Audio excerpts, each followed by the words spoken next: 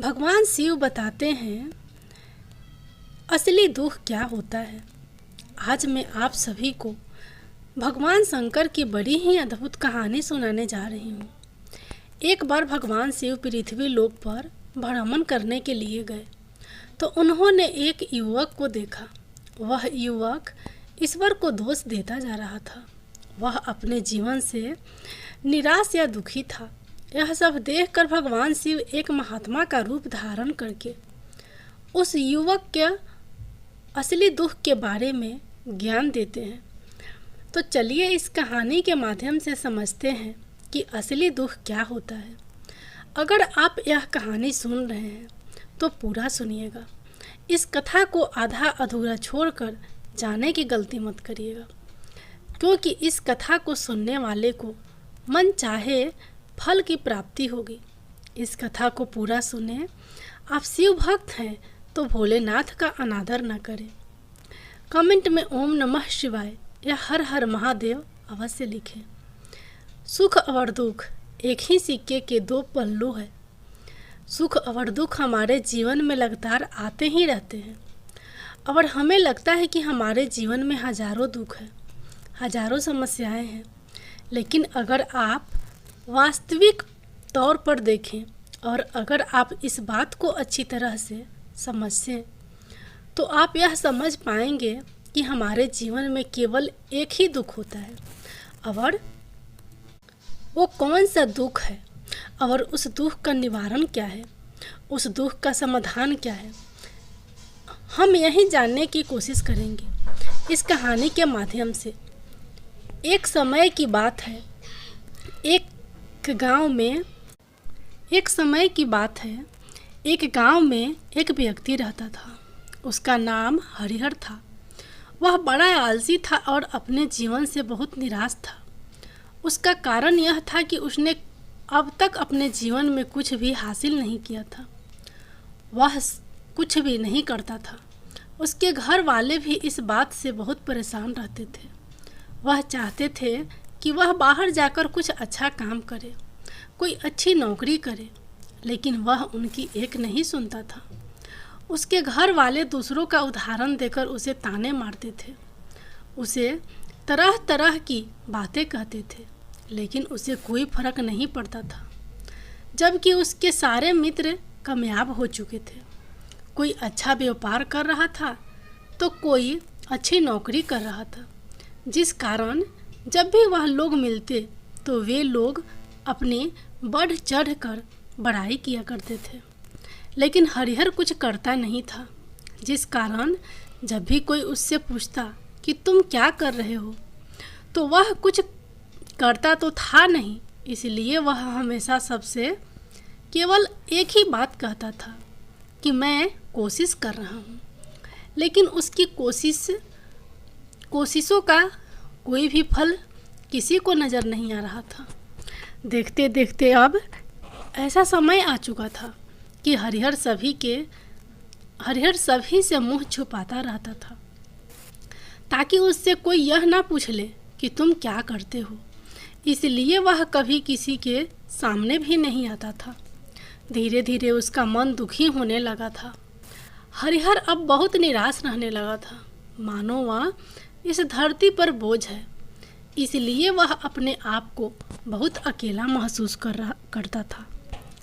एक दिन उसके मन में यह भी विचार उत्पन्न होने लगे कि मेरे हाथों में कुछ नहीं है तो मैं क्या कर सकता हूँ। अकेले बैठकर वह रोता रहा और भगवान को दोष देता रहा। एक दिन छुपता छुपाता हुआ घर से निकलकर कहीं जा रहा था। तभी उसने रास्ते में देखा कि एक महात्मा लोगों को प्रवचन दे रहे हैं और प्रवचन में वह दुख की बातें कर रहे हैं। हरिहर अपना मुंह छुपाकर वहीं खड़ा हो गया ताकि उसे कोई देख न ले और चुपचाप उन महात्मा जी की बातें सुन रहा था। महात्मा जी सभी को प्रवचन में कह रहे थे कि दुख हमारा सबसे बड़ा साथी है। हमें दुख अपने जीवन के बारे में समझाता है और हमें सही जीने का तरीका बताता है। दुख हमारे गुरु की तरह है, जिससे हमें सीखना चाहिए। आप चाहे तो अपने जीवन में अपने दुखों का अपना गुरु बना सकते हैं और उससे सीख सकते हैं, या फिर आप चाहे तो अपने दुखों पर बैठकर रो सकते हैं, लेकिन इससे आपको कोई लाभ नहीं मिलेगा, बल्कि आप दिन प्रतिदिन और कमज़ोर होते जाएंगे, निराश होते जाएंगे। हरिहर छुप छुप कर उन महात्मा जी की बातें सुन रहा था। जैसे ही उपदेश खत्म हुआ, हरिहर उन महात्मा जी के पास पहुंचा और कहने लगा कि महात्मा जी, अभी आप कुछ देर पहले दुख को गुरु बता रहे थे। आप कह रहे थे कि दुखों से हमें सीखना चाहिए, हमें उन्हें अपना गुरु बनाना चाहिए, लेकिन मैं भी तो अपने दुखों से परेशान हूँ, अपने जीवन से परेशान हूँ। मैंने अब तक जो दुख झेले हैं, मुझे तो कभी ऐसा प्रतीत नहीं हुआ कि मेरे दुख मुझे कुछ सिखा रहे हैं, बल्कि मुझे तो हमेशा यही लगता है कि वह मुझे पीड़ा दे रहे हैं, तकलीफ़ दे रहे हैं। और दुख की पीड़ा बहुत भयंकर होती है। ऐसा लगता है जैसे अब इसके बाद हमारा जीवन समाप्त हो जाएगा, इसके बाद हमें कुछ नहीं मिलने वाला, और यहाँ तक कि हमें मृत्यु भी उसके सामने कम लगने लगती है। जब लोग ताने मारते हैं, जब लोग यह कहते हैं कि तुम क्या कर रहे हो, तो मन को बहुत ठेस पहुँचती है और मैं उनसे कुछ नहीं कह पाता हूँ। हरिहर की बातों को सुनकर महात्मा जी कहते हैं, बेटा, तुम्हें क्या दुख है और तुम दुख के बारे में ऐसी बातें क्यों कर रहे हो। हरिहर ने अपने ऊपर बीती हुई सारी बातें उन महात्मा जी को बता दी और कहने लगा, हे महात्मा, क्या आपके पास मेरे दुख का कोई समाधान है। हरिहर की बातें सुनकर महात्मा जी मुस्कुराए और कहने लगे, बेटा, जब तुम्हारे जीवन में असली दुख आए तो तुम मेरे पास आना, मैं तुम्हारे दुख का समाधान अवश्य बताऊंगा। उन महात्मा जी की बातें सुनकर हरिहर अचरज में पड़ गया। उसे यह समझ नहीं आ रहा था कि क्या उसने अब तक जो दुख झेले हैं वह असली दुख नहीं है। उसने जो अब तक पीड़ा झेली, लोगों के ताने सहे हैं और जो तकलीफ़ें उठाई हैं, क्या वह असली दुख नहीं है। आगे वह मन ही मन अपने आप से कहता है कि जब मुझे मेरे अपने नहीं समझ पाए तो यह महात्मा जी मुझे क्या समझेंगे। इतना सोचकर हरिहर वहाँ से अपने घर की ओर चला आया। अब हरिहर लोगों के ताने सुन सुनकर बातें बहुत थक चुका था। वह बहुत निराश हो चुका था, जिस कारण उसने निर्णय लिया कि वह अब कुछ करके दिखाएगा। उसने अपने पिता से थोड़ा सा रुपया लिया और उस रुपये से उसने एक व्यापार शुरू किया। उसके पिता बहुत खुश थे कि कम से कम मेरा बेटा कुछ करने का प्रयास तो कर रहा है, लेकिन उसे व्यापार में कोई सफलता नहीं मिल रही थी, जिस कारण वह बहुत ही हताश हो चुका था, वह बहुत निराश हो चुका था। हरिहर को यह समझ नहीं आ रहा था कि वह क्या करे, किस तरह से अपने व्यापार को आगे बढ़ाए। तभी उसके पिता ने उससे कहा, बेटा, कोई बात नहीं, इसी तरह से प्रयास करते रहो, आज नहीं तो कल सफलता अवश्य मिलेगी। हरिहर ने अपने पिता की बात मानी। हरिहर अब अपने व्यापार में और भी कड़ी मेहनत करने लगा। धीरे धीरे उसे सफलता मिलने लगी और फिर उसने रफ्तार पकड़ ली। देखते ही देखते केवल 2 साल के अंदर वह एक बहुत बड़ा व्यापारी बन गया। अब उसके पास धन दौलत की कोई कमी नहीं थी। जो लोग हरिहर को पहले नापसंद किया करते थे, वही लोग अब उसे पसंद करते थे, उसकी चिंता करते थे, उसके कार्यों की सराहना करते थे। उसके माता पिता भी अब अपने बेटे से बहुत खुश थे और उसकी सफलता से अत्यंत प्रसन्न भी थे। धीरे धीरे हरिहर के मित्रों की संख्या लगातार बढ़ती जा रही थी। हरिहर के कुछ मित्रों ने उसे यह भी सलाह दी कि उसे अपना व्यापार और तेजी से बढ़ाना चाहिए। उसे अपने व्यापार को और फैलाना चाहिए।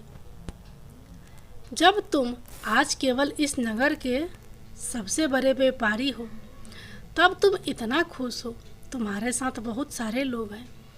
वहीं पर तुम सोचो कि जब तुम इस राज्य के सबसे बड़े व्यापारी बन जाओगे, तब तुम्हारे यहाँ पर लोगों की भीड़ लग जाएगी। यहाँ तक कि इस राज्य का राजा भी तुमसे मिलना चाहेगा, तुम्हारी तारीफ करेगा, और यदि कभी ऐसी ज़रूरत आ पड़ी तो वह तुमसे धन भी उधार लेने के लिए अवश्य आएगा। हरिहर को अपने दोस्तों की यह बात बहुत पसंद आई। हरिहर ने सोचा कि मेरे मित्र सही कह रहे हैं, मुझे अपने व्यापार को और बड़ा करना चाहिए और फैलाना चाहिए। तभी तो हर कोई मेरे बारे में जान सकेगा, हर कोई मुझे पहचान सकेगा। उसने बिना देरी किए, समय को बिना गंवाए अपने व्यापार में और मेहनत करने लगा। लेकिन अब की बार उसके मन में धैर्य नहीं था, जिस कारण उसने कुछ अनुचित कदम उठाए ताकि उसका व्यापार जल्दी से जल्दी और बड़ा हो जाए। उसने कई लोगों से अधिक मात्रा में धन उधार ले लिया, जिससे उसके ऊपर काफ़ी कर्ज बढ़ चुका था। और इतना ही नहीं, वह यहाँ पर नहीं रुका। उसने अधिक से अधिक मुनाफा कमाने के चक्कर में अपने माल को गुणवत्ता को भी खराब कर दिया, जिससे अब उसके माल में वह बात नहीं रह गई थी जो पहले हुआ करती थी। लेकिन वह अपने मित्रों की बात सुनता रहा। जैसा उसके मित्र कहते थे वह वैसा ही करता चला जा रहा था। यहाँ तक कि उसने अपने व्यापार को और भी तीव्रता से बढ़ाने के लिए अपने दूसरे छोटे व्यापारियों के खिलाफ षड्यंत्र भी रचना शुरू कर दिया, जिस कारण उसके मन में अब पहले जैसा वह सुकून नहीं था। उसे अब रातों को नींद नहीं आती थी। अब उसके मन में केवल एक ही विचार रहता, किस तरह से उसका व्यापार पूरे राज्य में फैल जाए और वह इस राज्य का सबसे बड़ा व्यापारी बन जाए। इसलिए वह दिन रात केवल इसी मेहनत में लगा रहता कि उसका व्यापार जल्दी से जल्दी और बड़ा हो जाए। हरिहर के पास नौकर चाकर सभी सुख सुविधाएं थी, लेकिन उसके बावजूद भी उन चीज़ों का लाभ नहीं उठा पा रहा था, क्योंकि उसका पूरा ध्यान केवल अपने व्यापार को और उन्नति पर ले जाना था। एक दिन हरिहर एक मार्ग से होकर गुजर रहा था। तभी रास्ते में हरिहर को उन महात्मा का आश्रम दिखाई पड़ा। यह देखकर वह उन महात्मा जी के पास गया और कहने लगा कि हे महात्मा जी, आपने कहा था कि जब मेरे जीवन में कोई असली दुख है तब मैं आपके पास आऊं। आज इसलिए मैं यहाँ पर आया हूँ। आज मैं बहुत दुखी हूँ। मैं रातों को सो नहीं पाता। मेरे पास सब कुछ होते हुए भी मैं उनका लुत्फ नहीं उठा पाता। उसने अपनी सारी बातें महात्मा जी को बताई। महात्मा जी हरिहर से कहते हैं, बेटा, जब तुम पहली बार आए थे तब भी तुम बहुत दुखी थे, लेकिन तब तुमने अपने दुख से क्या सीखा? महात्मा जी के बातें सुनकर हरिहर बोला, हे महात्मा जी, जब मैं अपने जीवन में कुछ नहीं कर पा रहा था तब मैंने अपने दुखों से यही सीखा था कि केवल सोचने मात्र से कुछ नहीं होगा। उसके लिए हमें कुछ करना भी पड़ेगा, और केवल कोई कर्म करना ही सफलता नहीं है। उस कर्म को उसके अंजाम तक पहुंचाना हमें सफलता बनाता है। फिर चाहे रास्ता कैसा भी हो, फिर चाहे परिस्थितियाँ कैसी भी क्यों ना हो, फिर चाहे कितनी भी बाधाएं आपके रास्ते में क्यों ना आ जाए, चाहे ऐसा क्यों ना लगने लगे कि अब हमारे जीवन में कुछ नहीं बचा, हम कुछ नहीं कर सकते, तब भी हौसला बनाए रखो। उम्मीद नहीं छोड़नी चाहिए और अपने कार्य पर डटे रहना चाहिए। यह सोचकर कि जब तक मैं अपने कार्य को सफल नहीं कर लेता, जब तक मैं अपने लक्ष्य तक नहीं पहुंच जाता, तब तक मैं इस कार्य को करता रहूँगा। मैं इस कार्य में अवश्य ही सफल होकर रहूँगा। क्योंकि लोग केवल सफल लोगों को महत्व देते हैं, उनके कर्मों को नहीं।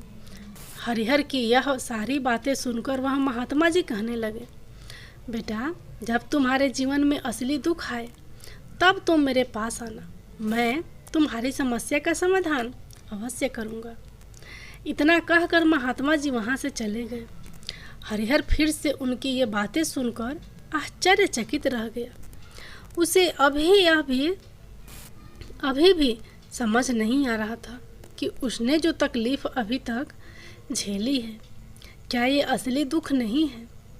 हरिहर के मन में अब एक सवाल उत्पन्न होने लगा कि असली दुख क्या है और इसकी पहचान क्या है, और मुझे कैसे पता चलेगा कि इस समय में असली दुख में हूँ। लेकिन उसने कुछ नहीं कहा। तभी वह महात्मा हरिहर के पास एक बड़ा सा घड़ा लेकर पहुँच जाते हैं। उस घड़े के अंदर सोने के सिक्के थे।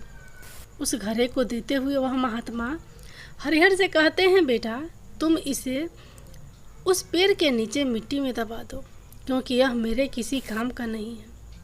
जब मुझे इसकी ज़रूरत पड़ेगी तब मैं वहाँ से खोद करके इसे निकाल लूँगा, लेकिन अभी के लिए इसे वहाँ पर मिट्टी के नीचे दबा दो। हरिहर ने महात्मा जी की बात मान ली और वह घड़ा मिट्टी में दबा दिया। इतना सब करके हरिहर उन महात्मा जी को प्रणाम करता है और वहाँ से वापस अपने घर की ओर लौट जाता है। धीरे धीरे समय बीतता गया। समय के साथ साथ हरिहर व्यापार में और भी ज़्यादा उन्नति कर चुका था, लेकिन माल की गुणवत्ता अच्छी न होने के कारण अब उसके व्यापार में घाटा होने लगा और धीरे धीरे ऐसा समय आया कि उसका व्यापार पूरी तरह से चौपट हो गया। अब उसके पास कुछ नहीं बचा था। हरिहर ने अपने दोस्तों से जो कर्ज लिए थे वो कर्ज भी उसे चुकाने थे, लेकिन हरिहर यह सोचकर निश्चित था कि उसने वह कर्ज अपने मित्रों से लिए हैं, जिस कारण वह उन्हें लौटाने में थोड़ी देर अवश्य कर सकता है। वह तो यह सोच रहा था कि उसके मित्र उसका बुरे समय पर साथ देंगे, लेकिन सबसे पहले उसके मित्र ही उससे अपना कर्ज वापस लौटाने को मांग करने लगे। तब हरिहर को एहसास हुआ कि कोई भी अपना नहीं है।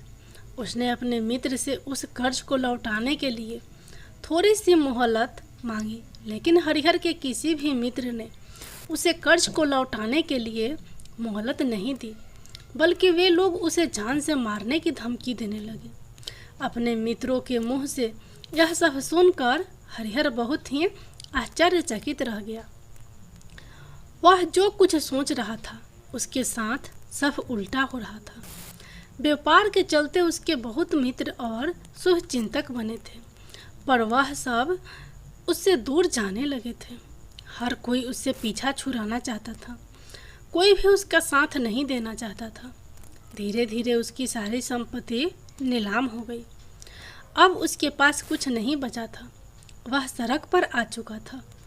एक दिन हरिहर ने अपने पिताजी से कहा, पिताजी, मेरी मदद कीजिए, मेरे ऊपर बहुत कर्ज है, मुझे उसे लौटाना है, कृपया करके मुझे थोड़ा सा धन दे दीजिए।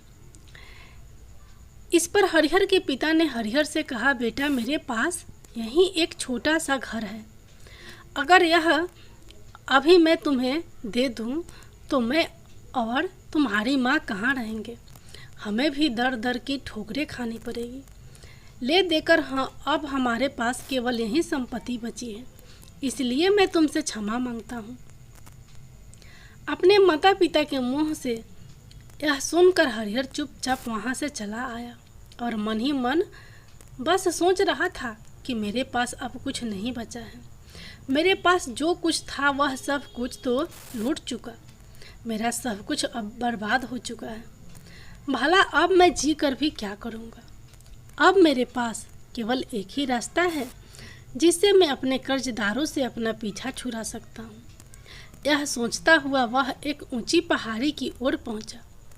वह पहाड़ी पर चढ़ने ही वाला था कि तभी उसे याद आया कि उन महात्मा जी ने कहा था कि जब तुम पर असली दुख आए तभी तुम मेरे पास आना, मैं तुम्हारी समस्या का समाधान अवश्य करूँगा। यह सोचकर हरिहर के मन में एक बार फिर उम्मीद की लहर दौड़ पड़ी। हरिहर दौड़ता हुआ उन महात्मा जी के पास पहुंचा और हरिहर ने उन्हें प्रणाम करके अपने ऊपर बीती हुई हर एक बात उन्हें बता दी और कहने लगा, हे महात्मा, आपने कहा था कि जब मेरे ऊपर असली दुख आए तब आप उसका समाधान अवश्य करेंगे। तभी वह महात्मा जी हरिहर की इस बात को सुनकर मुस्कुराने लगे और कहते हैं, बेटा, कहाँ है असली दुख? जब तुम्हारे जीवन में असली दुख आएगा तो मैं उसका समाधान अवश्य करूँगा। उन महात्मा जी के मुख से यह सुनकर हरिहर के सब्र का बांध टूट गया और हरिहर ने उन महात्मा जी से कहा कि क्या मैंने आज तक जो भी दुख झेला है, जो भी तकलीफ झेली है, क्या यह दुख असली नहीं था? क्या इसे दुख नहीं कहते? तभी वह महात्मा हरिहर से कहते हैं, बेटा, पहले तुम मुझे यह बताओ कि तुमने अपने दुख से क्या सीखा है। इसका जवाब देते हुए हरिहर उन महात्मा से कहता है, हे महात्मा, मैंने तो यही सीखा है कि जो लोग तुम्हारी तरक्की में तुम्हारा पीछा करते हैं वो लोग अवश्य ही तुम्हें धोखा देंगे, क्योंकि ऐसे लोग बुरे समय पर तुम्हारा साथ नहीं देने वाले, बल्कि तुम्हारा फ़ायदा उठाने का ही वह प्रयास करेंगे। इसलिए ऐसे लोगों पर भरोसा ना करें, बल्कि जो लोग तुम्हारी असफलता के समय पर, तुम्हारे बुरे समय पर तुम्हारे साथ खड़े हैं, वही तुम्हारे असली मित्र हैं और वही तुम्हारे साथ रहते हैं। और ऐसे लोग तुम्हें बहुत कम मिलते हैं। जिन्हें भी ऐसे लोग मिलते हैं उन्हें हमेशा उनकी कद्र करनी चाहिए। जब तुम कोई कार्य कर रहे हो तो उसे पूरी ईमानदारी से करो, धैर्य रखो, लालच ना करो, क्योंकि ऐसा करने से तुम्हारा साथ ही बुरा होगा, तुम्हारे साथ ही बुरा होगा और तुम्हें हमेशा नुकसान में रहोगे। हरिहर की यह सारी बातें सुनकर महात्मा उसे उस घड़े के पास ले गए जहाँ उस घड़े को उन्होंने मिट्टी में दबाया था। उन्होंने गड्ढा खोदा।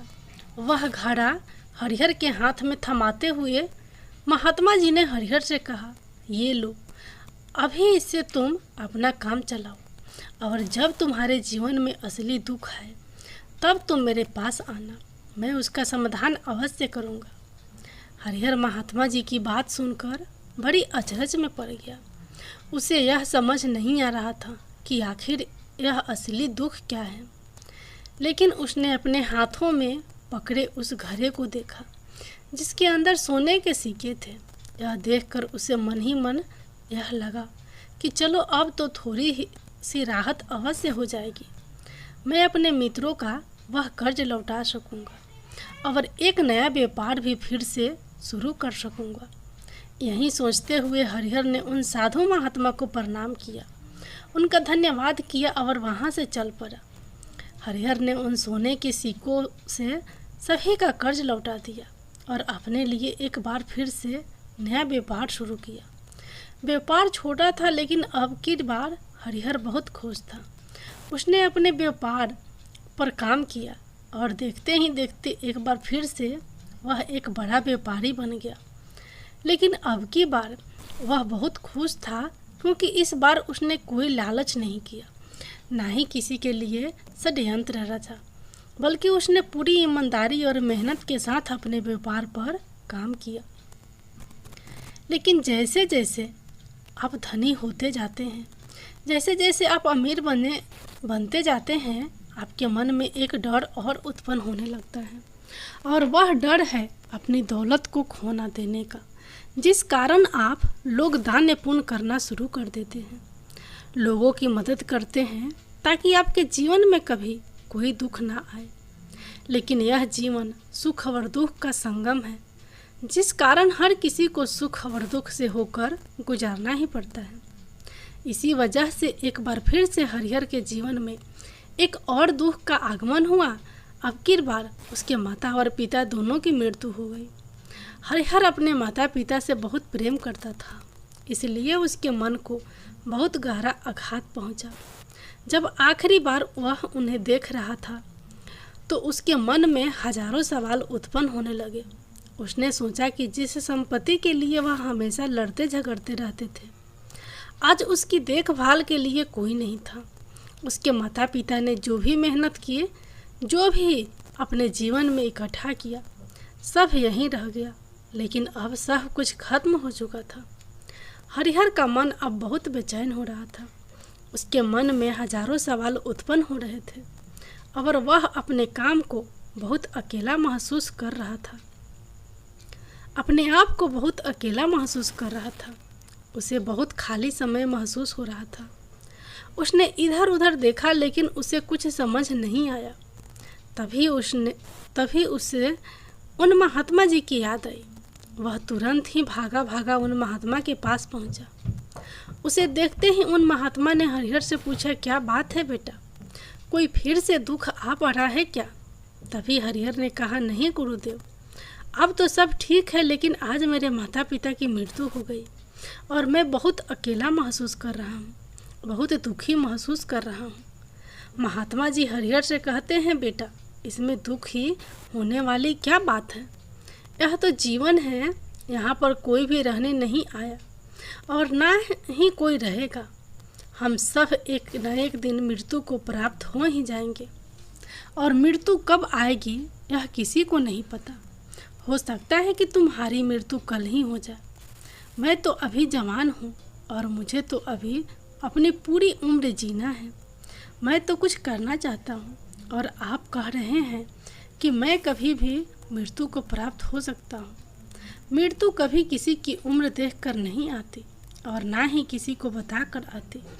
सारी बातें सुनकर हरिहर और भी ज़्यादा बेचैन हो गया और वह चुपचाप वहाँ से चला आया। उसके मन का वह खालीपन अभी वैसे ही था। हरिहर अपने आप को बहुत अकेला महसूस कर रहा था। उसके बाद से उसका मन अपने व्यापार में भी नहीं लग रहा था।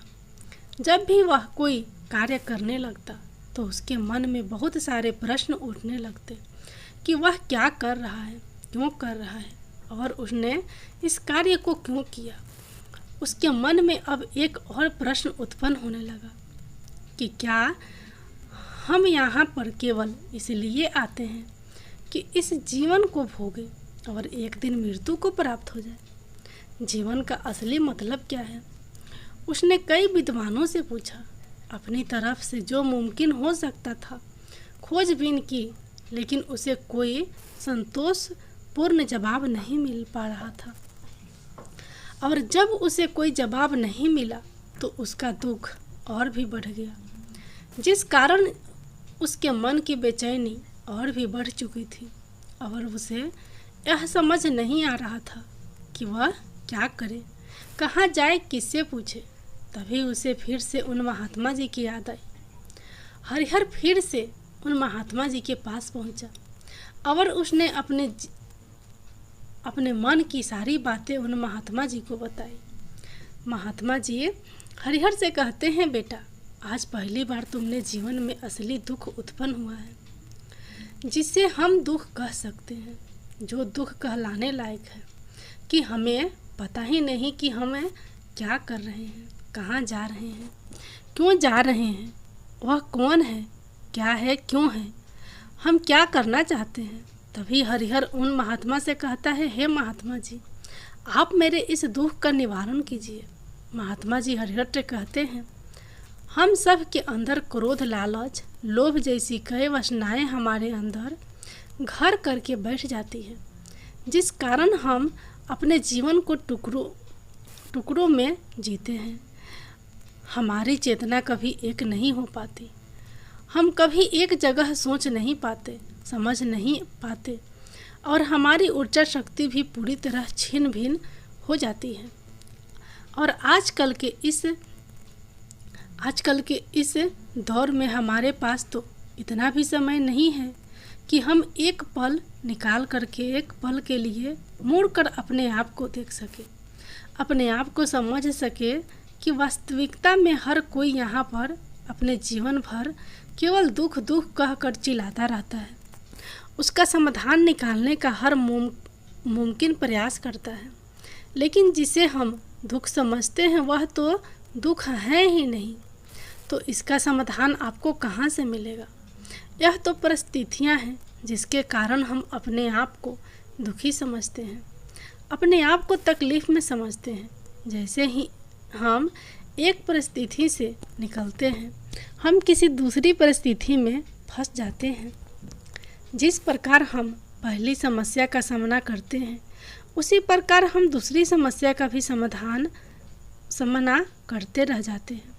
और जब हम इन परिस्थितियों से हार मान लेते हैं, जब हमें लगता है कि अब हमारे सामने कोई रास्ता नहीं बचा, तब हमारे सामने हमें केवल एक ही रास्ता नज़र आता है और वह है मृत्यु। लेकिन यह कोई समाधान नहीं है, यह कोई रास्ता नहीं है। इसलिए यदि आप सचमुच अपनी समस्याओं का समाधान चाहते हैं तो अपने आप को इकट्ठा करना सीखें, अपनी ऊर्जा को इकट्ठा कीजिए और अपने ऊपर ध्यान लगाकर मृत्यु से पहले अपने आप को पहचानो, अपने आप को जानो, अपने आप को बिखरने मत दो। तभी हरिहर उन महात्मा जी से कहता है, हे गुरुदेव, क्या फिर हमें इस जीवन को नहीं जीना चाहिए? क्या हमें अपने इच्छाओं को पूरा नहीं करना चाहिए? महात्मा जी हरिहर से कहते हैं, बेटा, हमें किसी से भी लगाव नहीं रखना चाहिए, हमें अपनी इच्छाओं को मार देना चाहिए, हमें ज़्यादा संपत्ति इकट्ठा नहीं करनी चाहिए, क्योंकि हम मनुष्य की इच्छाएं, कामनाएं ऐसी होती है जैसे मानो कि एक पर्वत से गिरता हुआ झरना, जिस पर किसी का नियंत्रण नहीं है सिवाय देखते रहने के और परेशान होने के। लेकिन जब तुम अपने ऊपर ध्यान देने लगते हो, तब तुम अपने आप को पहचान जाते हो, समझ जाते हो, तब तुम इस पर नियंत्रण पा सकते हो, तब इच्छाएं भी तुम्हारे बस में होती है। और यदि तुम चाहो तो उन इच्छाओं की पूर्ति अवश्य कर सकते हो। महात्मा जी की यह सभी बातें सुनकर हरिहर ने महात्मा जी से कहा, हे गुरुदेव, आपका बहुत बहुत धन्यवाद। आपने मेरी सबसे बड़ी समस्या का समाधान आज कर दिया है। मैं आज से अपने आप को एकाग्रचित करूँगा। गुरुदेव, मानव शरीर में बहुत ऊर्जा है, बहुत शक्ति है, पर सब बेकार के कामों में लग जाती है, जिस कारण हमारा जीवन भी बेकार की चीज़ों में लगा रहता है। लेकिन हम कभी भी इस पर अपना ध्यान नहीं देते, हम कभी भी अपनी ऊर्जा को केंद्रित नहीं करते। हमारा जीवन भी कुछ ऐसा ही है। हम अपने जीवन में हमेशा ऊपर वाले से सवाल करते रहते हैं कि हमारे जीवन में इतना दुख क्यों है। हम सभी के मन जीवन में इतना दुख क्यों है। हम सभी के मन में यह सवाल तो अवश्य ही उठता है, और इसका जवाब है कि वह ईश्वर यह चाहता है कि हम अपने जीवन के अंतिम दुख तक पहुंच सके, उस गहराई तक पहुंच सके जहां पर हमें यह पता चल सके कि हमने अभी तक अपने आप को नहीं जाना, अपने आप को नहीं पहचाना। मानव शरीर के अंदर जो ऊर्जा है, जो शक्ति है, उसके बारे में हम अभी तक नहीं जानते। हम अपने आप को चाहे तो एकत्रित कर सकते हैं, अपने आप पर नियंत्रण पा सकते हैं, लेकिन हम अपनी इस ऊर्जा को व्यर्थ की चीज़ों में लगा देते हैं, जिस कारण हम अपने आप को कभी नहीं पहचान पाते और ना ही कभी अपने आप पर नियंत्रण पा सकते हैं। लेकिन यदि आप अपने आप को जानना चाहते हैं, अपने आप को पहचानना चाहते हैं, तो पहले आपको खुद को एकत्रित करना होगा, अर्थात ध्यान लगाना होगा। ध्यान से ही आप अपनी उन समस्याओं का समाधान निकाल सकते हैं। तभी आप अपने आप को पहचान सकते हैं, जान सकते हैं और अपने जीवन के हर दुखों का समाधान भी कर सकते हैं।